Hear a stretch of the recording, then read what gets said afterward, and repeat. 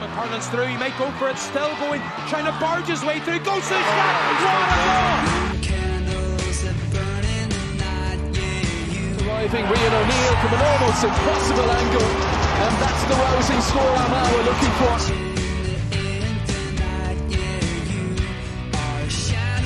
Conor Turbot kicks this one in. Oh, that's absolutely superb. Hello everybody and welcome to the Sideline Eye podcast. You're very welcome to our Junior Championship Final preview show. We're live from PB's Bar in the Moy here, and I have four men that are going to give us their expert opinions and make sure that everybody's excited for what should be a great game on Sunday. I have two College Lawn men to my left here. It's Colm McGeary and Brian Morris, and I have two Portmore men as well, in Niall Gorman and Peter Lavery. So men, getting straight into it, Colm's supposed to tell us College Lawn and Portmore, this is what we're all looking forward to now. Tell us a bit about the rivalry. Well, it's gone on a long time. I'm sure there's men here who knows all about it. Back in the 50s, we brought up with that all right through into the 80s whenever I started playing. A few boys down there would have played against them on sitting two down from here, so there the rivalries there, but it's always been good. Maybe as time goes on you think back and have a laugh about it, but there was certainly times in the past when I was playing that there was a lot of battles in both pitches and in championship matches. We won a match, I think it was 85 in the Grange, and went on to the final that year and got late, but it's carried on through. But having said that, over the last 15 or so years, Portmore's got the better of College Lawn in any championship match. We have I think maybe 5 times we have lost. So hoping the big pitch athletic grounds suit College Lawn, a good win Sunday. Now you marked this one a couple of times, did you? Well, Sean, that's why I'm sitting this side of Brian here, because Colin would have tickled your ribs now and again whenever you're playing, especially down in the old College Lawn pitch. But I'm not taking them that easy now. no, listen, the rivalry has been good down the years. It's a friendly rivalry now, and as Colin says, College Lawn have had a rich tradition of championship football. They're good at it, but you know, we've played our part in a lot of good games between them, and you know, Sunday will be no different. They'll go in as huge favourites. You know, they beat a fancied Forkhill team that were talked up about challenging for Ulster honours this year in junior level, but we'll turn up anyway. So we'll turn up and give them a game. But when you beat the hot favourites, you know, they're going to be tough to beat. Brian, you were in the championship final a week before Portmore. Were you in Abbey Park last week cheering on Middletown, or did you want to see Portmore in the final? Funny, Colm and I talked about it during the week. We did sort of hope it was going to be Middletown, to be quite honest with you, because it's going back to tradition. It's not going to be the game everyone thinks it's going to be. Not the way football's played at the present time anyway. We think that it's going to be a dire struggle, and it's whoever has the composure and the discipline, I think, will come out on top. Peter, it's good crack, this rivalry. I suppose, as I mentioned, College Lawn got it through a week earlier. Portmore, they're only through on Sunday there, and suddenly the final straight on top of them. Does that take away a bit from the excitement and the build-up, or you know, the 1 week until the game? It can do, especially going through the way they did go through extra time as well. They have a lot of experience there, Portmore. But again, that can go against you. Again, having to play that extra time, you don't have the same recovery as. Now I know everybody sort of finds out on the Sunday who their College Lawn finds out who their opponent is, and Portmore's through. So it takes a couple of days to go through that. Whereas College Lawn is having the 2 weeks rest obviously can help. But look, it's a final. Portmore will certainly turn up, you can guarantee that. Do you find that, Colm? Do you think is College Lawn maybe got a slight advantage having that 1 week break? Yeah, well it is, and I think, you know, I was at the Portmore match against Middletown, and they were the better team, and Middletown got a penalty, which was no penalty, so I was impressed from Middletown's subs coming on, had a lot of experience, and we know if we're going to beat Portmore on Sunday, we need to turn up. But having said that, like, College Lawn went out, and I think Forkhill did get carried away, and we set up very well, and we contained their danger men. I think our defence was excellent. It shows by the two men made the team of the week that week, and it was rightly deserved. But we'll not be underestimating Portmore. We know from experience, and College Lawn has been in battles with Portmore loads of times, but we still think we're going to win. And Niall have been reliably informed that you've managed both teams before. So Sean had a spell. When was it? Brown was 2015. The two of us were in charge. We won the league that year and were beaten by Katie in a final. Go on, talk about it. But no, that was the longest hour of my life. Christ. College Lawn didn't turn up that day, Sean, and I'm hoping Hesty strikes twice on Sunday. But no, I had a good spell there, a good time there, and made a lot of friends, and would know a lot of players now. There's not a big pile I'm still playing, but Tom Murphy and Rory still doing plenty of talking in the back line, like so. But a good year that year up to the league. But just thinking about something that happened at half time, we were getting mangled, crucified all over the pitch, and I was just looking for something to say at half time when Niall and I were going in, and I couldn't speak, but I looked at Niall. Had a smile on my face. Not really, Niall. I says, right, words of wisdom here, and he turned around and he says, "Where?" And like, where was the team talk going after that? Secretly, Niall, are you enjoying that one? College on the back foot? No. Listen, you're there to do a job, and we had, as Brian said, they had a good year that year, winning the league, and just fell short, and they just weren't good enough on the day. Beat by a better Katie side. Listen, somebody takes on a life of its own now. You know, it's. I put it completely to the back of my mind. Don't bring it up again. Peter, we're talking about College Lawn and Portmore Championship final. You were there yourself. In 2006, you were the captain for Portmore when you beat College Lawn. A bit on the build-up to that game. Do you remember much of the build-up to it? The build-up to it. It's about keeping your wits about you. And it's about playing the match, not playing the final, not playing the occasion. And I remember that time it was Squire, Tony Casey and Kieran Hagan took us, and they had it drilled into us. With a good squad, a good team that time. And it was about playing the game. And no matter who it was, yes, it was College Lawn, and that adds a bit more bite and the local derby and all that as well. But it was about playing the match. It was just another match, and I kept drilling that home to us that whole week, or 2 weeks up to it. It was about that match. It wasn't about the final. Yes, it was obviously a final, but it wasn't about that, because somebody can get wound up on that and get lost in the whole thing, and then you're wasting nervous energy and all that sort of stuff. So it was about focusing just on the game. And look, that might play a bit to Portmore that they only have the week. But again, like I said, it'll down to maybe the last 10 minutes might tell a difference then. Colm, do you remember that, 2006? I do indeed. It was in Crossmaglen. And I always remember the first person I seen after the match who wasn't really good was Annie Nugent. I don't think I could say to your two sons were some players. I remember that. That's the only thing I could say. But it was a long drive down from Crossmaglen that night. But Blackwater's Portmore's a better team. College Lawn, just on the day, it didn't happen for us. But don't know why the occasion got to us or what happened. But Portmore richly deserved to win. But it was a long drive from Crossmaglen back home. We were beat the year before by Clonmore. You beat us. We had the hunger. And you beat us in Mahary in the quarterfinals down in Mahary on a Friday night. Yeah, we were hungry that year. And I think you won the year after, 07. Yeah. Which may have done you a bit of good as well. Yeah, 06, that defeat is as tough as it is, you know. The Bomber beat us that night. He was brilliant. Yeah, absolutely brilliant. Mighty player. Yeah. Brian, Peter sort of mentioned it there, that the Portmore, the week that they have, can maybe be a benefit that they don't have time to get hyped up about actually playing College Lawn. Do you think is that?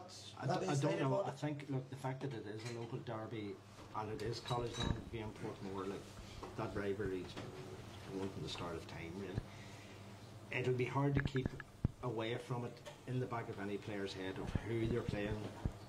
And as Peter says, yes, you have to play the game first and foremost. Never mind who they are, what we are. I know we are going in as strong favourites, but tradition nullifies favouritism in a lot of games, and this is one of them. I think it's I think it's 50-50, to be quite honest. Yeah, sorry, Brian. No, go ahead. As just on the point I was making about you managing College Lawn, of course you managed Portmore as well, and that was the last time you actually won a junior championship, was 2012, and you went all the way in one Ulster that year as well. Yeah, that was a big year for the club. We set out that year, you know, never in our wildest dreams did we think we'd get as far, and I think we beat College Lawn that year as well in the second round over in the Grange. I think Brian McGeary missed a penalty that day. We could have changed it, and you know, things would have been different then. But we got a bit of momentum and kicked on, and we beat Forkhill in I think it was the semi-final then on a fancy Donaghmore team. You know, who again we went into that game as huge underdogs. They were, I think, a division higher than us that year. So we liked the underdogs tag, and you know, we went on that year, and I think it was Dundrum, Peter, wasn't it? Dundrum, and then Drumahan and Brackerville in the final, I think it was, in Uri. Yeah, that's right. And the one game that stood out that year was getting beaten Breffni by Ballinasloe. We didn't turn up that day, which was disappointing. Everything went against us. It was an awful, dreadful day. We missed a penalty. Davy Corn put it over the bar, and then Chipperland was sent off after 10-15 minutes, and we still were only beat by 2 points. And I just thought that year it was a chance missed. We could have won All Ireland that year. But they were great memories, and you know, that was the last time we won a junior. Yeah. And Peter, that was 12 years ago, and there's still a few of them boys knocking about the panel. Davy Curran, I think there's 6, Peter, isn't there? 6. Well, you'd have Fitton Daly and Davy and Mark and Gary Corn, Gary Trainer, and then you have even the management as well, with Gary McCready and Cooney involved in that. So Balmer as well. So the experience of them boys, the management as well. Hopefully they'll. Like I say, use their experience and knowledge and talk to the young lads as well. Now, them older boys are very important, really, really important. By the start, and Austin as well. Was Austin involved in that? Or was he in America maybe that time? But again, another experienced player, loads of knowledge, and you may just call upon them boys on Sunday. It may be down to that bit of know-how or a bit of craftiness, say maybe from trainer or something like that, like a Tony game. And Colm, you have more recent championship winning experience. You were involved in the management team in 2019. Yeah, Damien Jordan, Tony was manager, and me and Tony Murphy was there. So yeah, their experience again. I think the final, Derry News thought that it won maybe before it went out, and I know a lot of Derry News people have said to me even since that, oh, he's robbed us, but I think we were the better team. Anybody that's a judge of football would say that. We were well organised, well set up that day as well, and we nullified their key men. So it was a nice experience to go to the athletic grounds and win a championship. So we did go on into Ulster. We beat the Antrim team in the preliminary round, and we come up against a very big Buncrana team, and we had chances that day.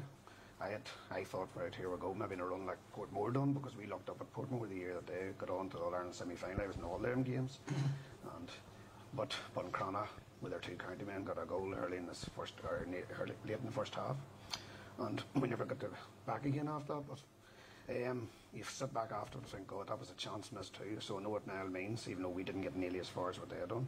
But it's good memories, and it's good Mount Lab team still playing. There's a few newer guys come in, but the experience is there. So hopefully that'll count on Sunday for us.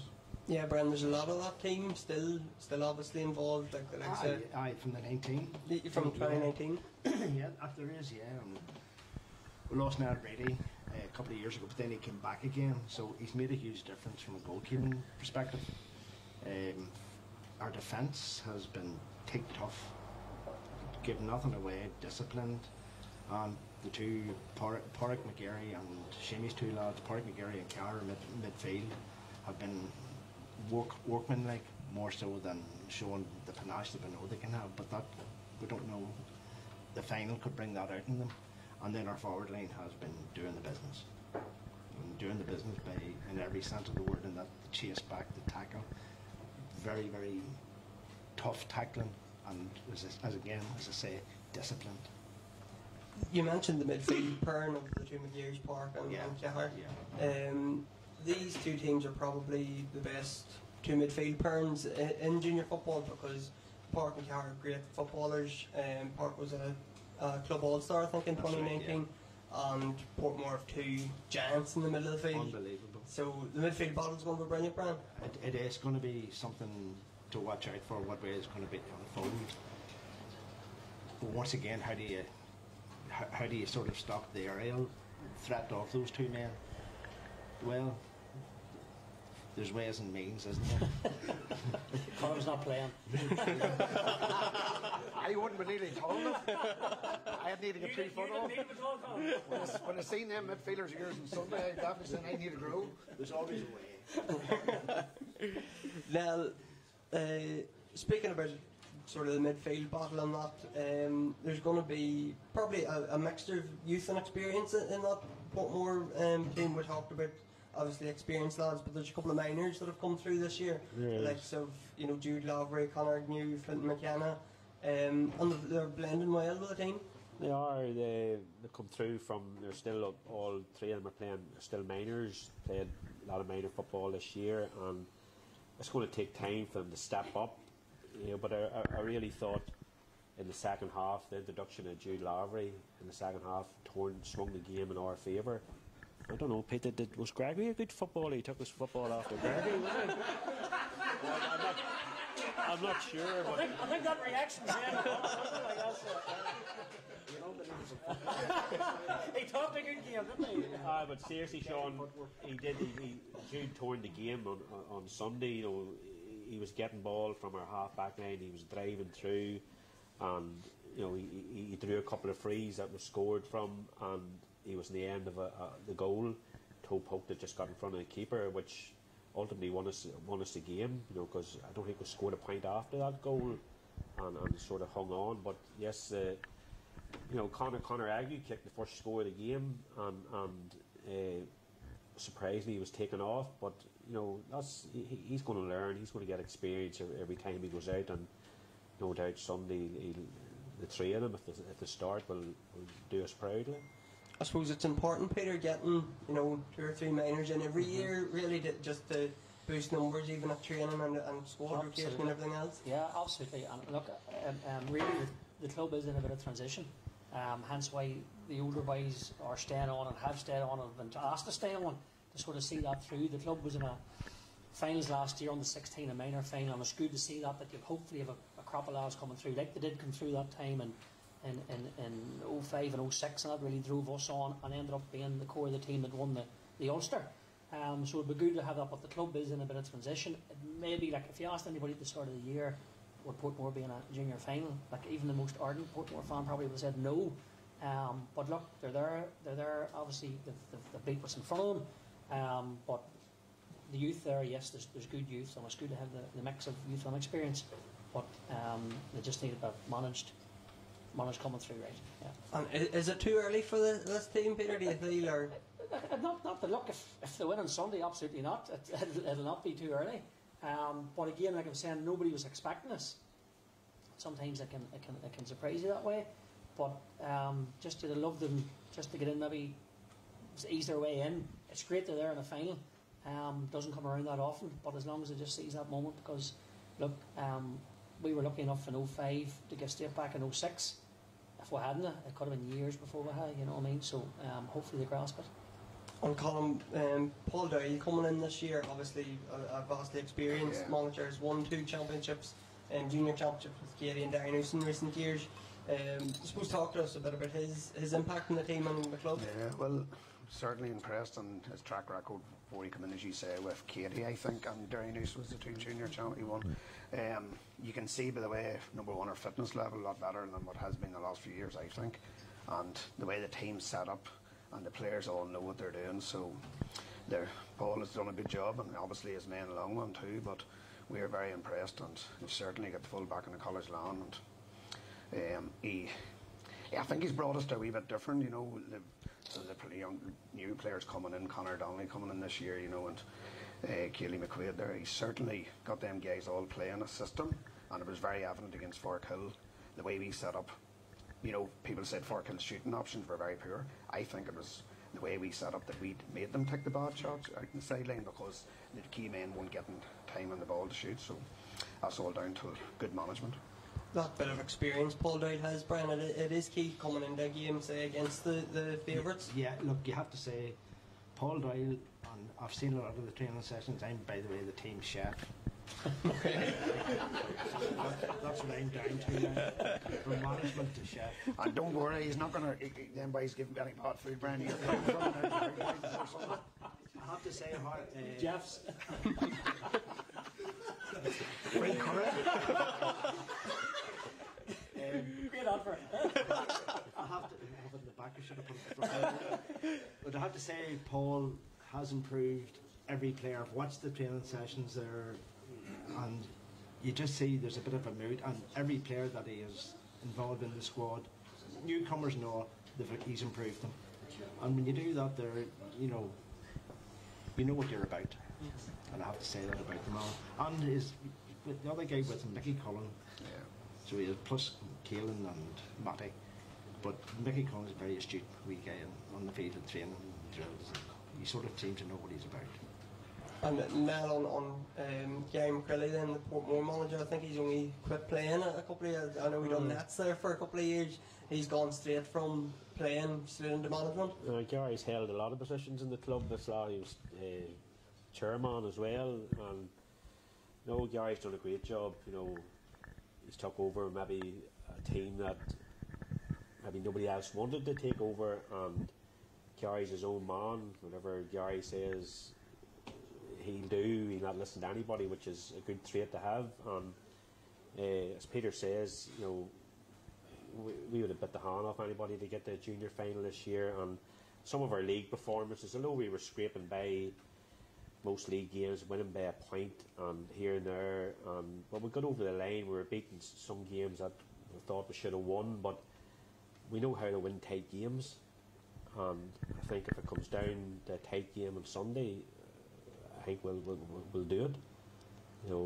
But Gary was a great footballer for us as well. Lined out in midfield in 2006, and just a real good club man. Yeah, and the men he has with him, Cooney and Bomber McLean, two great players, past players for our club as well, and a lot of experience there. Those tight games you mentioned, Mel, immediately, Peter, what just sprung to mind when you were talking about that, I was going to bring it up anyway, it was the College Land League game in Portmore this year. I think it was 10-5 maybe at a stage. Was Monday night, wasn't it? Yeah, and I think Portmore got the last 6 points and won by a point. They were out of sight, and the same probably happened in the championship game last year, so there's a trend going here between Portmore and College Land. There is, and I think if like Niall said, if it's in the melting pot with 10 minutes to go, I think Portmore will be happy enough with that. Again, it might come down into a case of if you hit your purple patch, you need to make sure you're taking your scores and keeping the scoreboard ticking over. Does it play into the College Land boys' head? Do they sort of think about last year or the league game, or we're in this position before and we can't shake them off? They're on our sort of coattails. And do they sit back to all that sort of plays into its main games as a final. It happens, like I said, it happened to us in 2005 against Clonmore. We were 2 points up. It was a 2-point stuffing, I should say, because we were a far better team. We just didn't register the scoreboard. Clonmore had us the biggest sucker punch ever, and as I'm saying, if you're in that 10 minutes to go and you're still there, there'll be late drama. Yeah. Will that play in College Land's minds? Definitely will, but I think Paul Doyle will have our boys well talked up about all them things, and with it previous. But I was just thinking of a bit of a laugh there. In '88, when we won the junior beat Madden after having been in a few semi-finals and finals, and at Blackwater on the Monday, some of the boys, I was back at work, and about dinner time, some of the boys called around Brian and a few other ones and said, "Come on, we're going to Lamay for a few drinks." And our hand Mick Quinn was there, and he says, "James, no, after work," he says, "Wait a tell you," he says, "go and enjoy it." He says, "I played a long time for Portmore," and he says, "I always said the ball was next year, and next year's run out, never won a championship." So, it's a bit of a laugh, but that sticks me from a long time ago, and that's '88. So, yeah, but Paul Doyle will have, and Mickey will have that sorted out with the boys, and I just see a wee bit difference with College Land, to be honest with you. And as the year went on, they've built, and through that I like the way the championship's done now in Armagh compared to some other counties, where you have the three, you're guaranteed the 3 round robin system. So I think it suited us, and we've got games and we've got better. I know against St Peter's we struggled a wee bit in the first half, but second half we come out and we've done well. So yeah, I'm still confident. It's you're right. If we turn up and deliver with the players we have, I do think that College Land should win. Brian, that game last year in the championship, Portmore hit us with a late goal. I think it was the last goal of the game to win go through to the quarterfinals. I think it was. That was a bit of a sucker punch that evening. Look, it was, as I say. Niall Gorman scored the goal. That was that Gorman. The turds that don't flush. No, that was a sucker punch. But I just thought that evening, if it was a boxing match, Blackwater or Portmore would have edged it. They always kept themselves in the game and kept themselves that bit of control, and they were a bit more spicier, shall we say, than we were. They wanted it that bit more. Sunday's going to play that sort of type of scenario is going to come out again Sunday. Yeah. Who wants it? Yeah. And how bad? And what are you prepared to do? All those questions you'll have to answer. Sometimes now that it can go down to something as simple as that, isn't it? If there's a 50-50 ball there, who wants it more? The players maybe expect to stand out your Keelan McQuaids, your Cormac Kearns, players that, if Keelan McQuaid misses a few free kicks early on, right, and the pressure's on him, you don't want to take the third one. He not miss.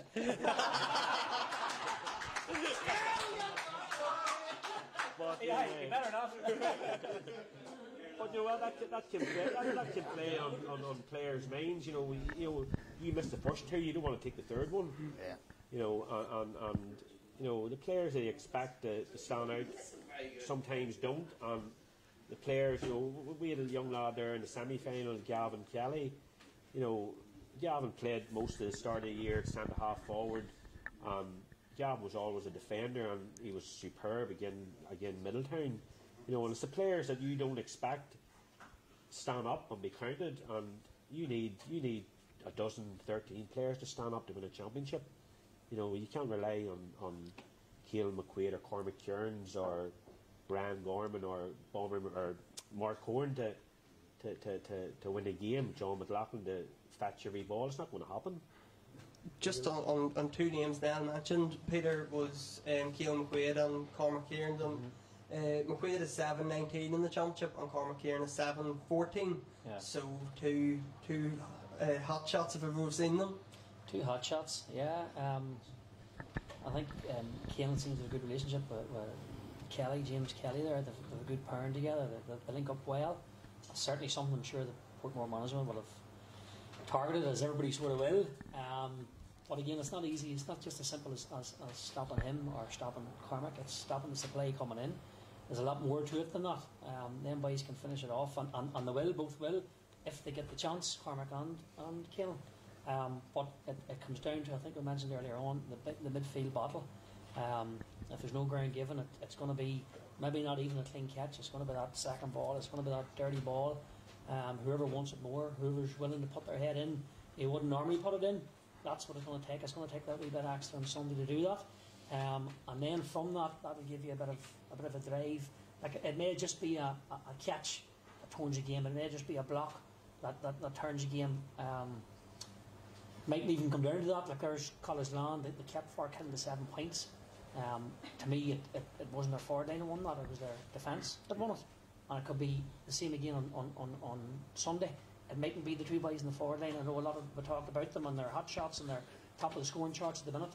It could come down to the two defences and how they play. I would agree with Peter there, Colm, about the defence against Farkhill, because you'd mentioned team of the week. I think I had 3 College Land defenders in the team of the week that week, because just as Peter alluded to, blocks and putting your head on the line and everything, that College Land demonstrated that against Farkhill. It was very impressed now the way it was, because the whole talk was, as we all know, about the Farkhill forward line. So certainly, and the credit goes, as I say again, to the management the way it's done, and the boys done exactly what they were told, and they seemed comfortable. people saying far till this and all about them, but College Lawn fully deserved their win. Same as Portmore last Sunday too. Like, I was very impressed the way Portmore set up and the way they played, and they brought their bench on at the right time. You know, their experienced men come on. Gary Trainer come on. He's still a handful. He's played a long time. Credit to him. Mark Corn too. So we know David Corn. We're certainly not underestimating Portmore, but as I keep saying, have to say this. Have to say it. I still think College Lawn. We turn up and play with it. Still that. I didn't say many points yet. Brian, we're speaking about the defences, but the forward line there, they are the players. Like when I'm sitting down to write my preview, they're the players that I'm looking at, the likes of the McQuaid and the Kieran's and the Gormans. Both teams carry a real goal threat here, and even College Lawn maybe played a wee bit more defensive and counter-attacking football against Farkhill, but it was still, they got the goal. McQuaid come up and got the goal, which won the game. So there's a real goal threat on either side. Well, look, forwards win games. You know, they have to put, it has to go over the bar or the back of the net. Forwards win games. Both teams have talented forwards. There's no doubt about that. There, you've Guy Cairns is a hell of a player, so he is. What do you call the other wee guy now? Walsh, was it? Paddy Walsh. You know, and you've Peter Nixon driving forward there. You know, we have the same sort of thing where our centre half will drive forward, but at the end of the day, it's going to be down to forwards and who gets away, who can make the bit of space, who can do something extraordinary. You know, a flick or a touch on the ground. Junior final in 2019, Ryan McParron took a hit that should have killed him, but stood up. The Derry Ishmael dropped, ball dropped, Jason Kelly back in the net, it won the game. That was the key moment in that game. And there will be key moments again, but who's got the nerves? Mm-hmm. And now, I know we're talking about free takers, and Ryan, your son Ryan done an interview on Armagh TV a couple of weeks ago, and the interviewer asked him about his free kicks and how he was so good, and he just said his dad was a brilliant free kicker, so it carried down to him. No, he was...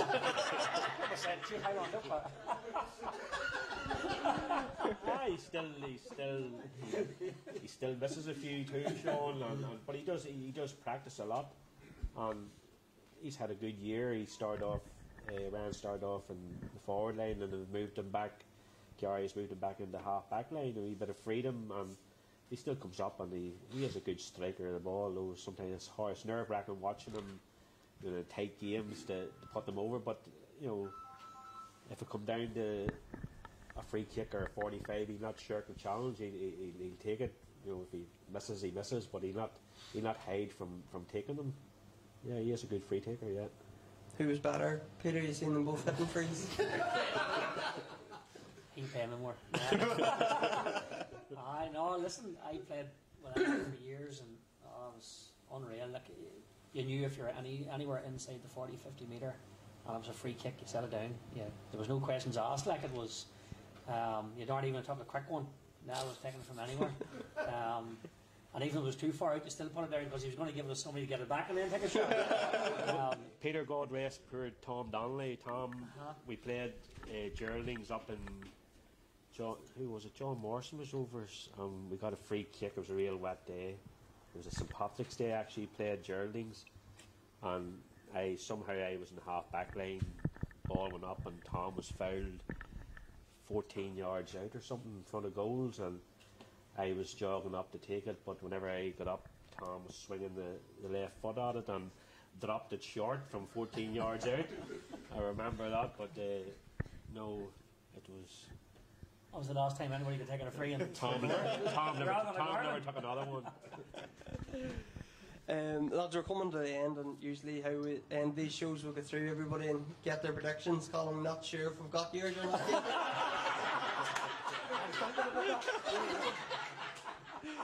But we should give it to us anyway. Well, one thing I will say is, you know, College Lawn, we had lost plenty of matches over when I was playing, and we always did lack one thing, and Brian will agree with me this, we always lacked a real reliable free taker. More times, even though we freaking hated him, we says, wait, fuck, was Gorman not born in College Lawn?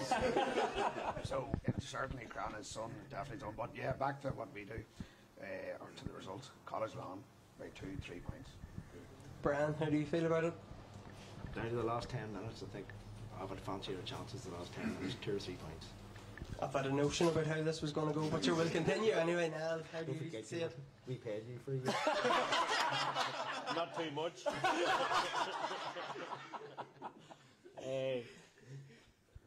I'll not make a prediction, Sean, but as I said at the start, we'll turn up, and if it's anyway tight at the end, I think we'll win it. Yeah.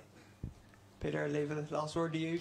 I think it's Portmore have to keep in the game, stay in the game.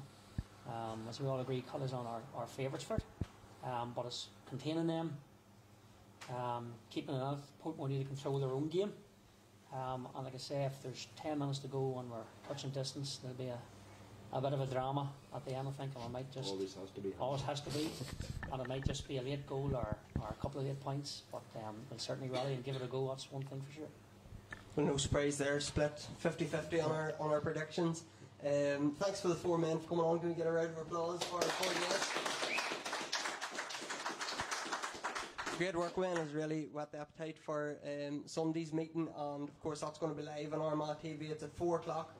Throw-in time in the Box Athletic Grounds, and we'll be covering it as usual. Match reports, previews, our team of the week, our hot shots, scoring charts as well. So make sure to keep an eye out on all our social media pages. And just before we wrap up, a big thanks to all our sponsors for coming on board and helping making this all possible, and thanks to Fergal and PBs here for hosting us tonight. So thanks to everybody for tuning in, and we'll be back hopefully with another review show on Sunday evening.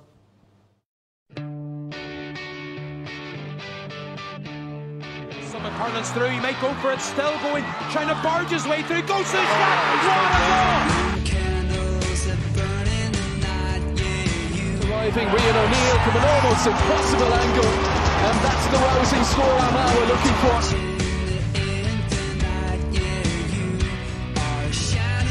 Connor Turbin kicks this one in on